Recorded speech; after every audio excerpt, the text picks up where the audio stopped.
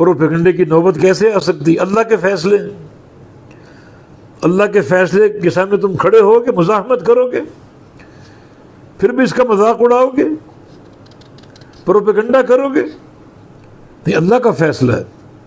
تو نبی علیہ السلام اس لیے ڈر رہے تھے کہ لوگوں کا پروپیگنڈا، لوگوں کی باتیں، لیکن آپ جانتے تھے یہ ہو کر رہے گا۔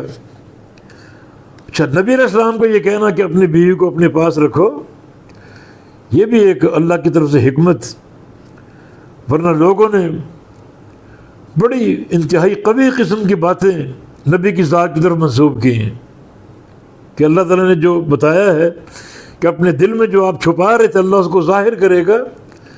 دل میں جو چیز چھپائی وہ زینب کی محبت تھی، نعوذ باللہ زینب کو آپ نے دیکھ لیا اور اس کی محبت میں نعوذ باللہ مبتلا ہو گئے، اور یہ بات ان کے دل میں تھی، اور اللہ نے نکاح میں دیگر اس بات کو ظاہر کر دیا۔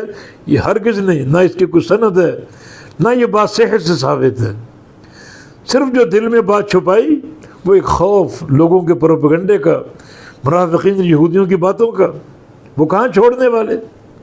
مگر اللہ رب العزت نے بذریعہ وحی ان کے منہ بند کر دیے۔ یہ اللہ کا فیصلہ ہے، زینب کا نکاح نبی سے اللہ نے کیا ہے، آسمانوں پر کیا ہے۔ کس کی بولنے کی تاب اور کس کی بولنے کی طاقت ہے؟ ورنہ تخشى الناس، تم لوگوں سے ڈرتے ہو، واللہ حق ان تخشاہ، جبکہ اللہ زیادہ حق رکھتا ہے کہ اس سے ڈرو۔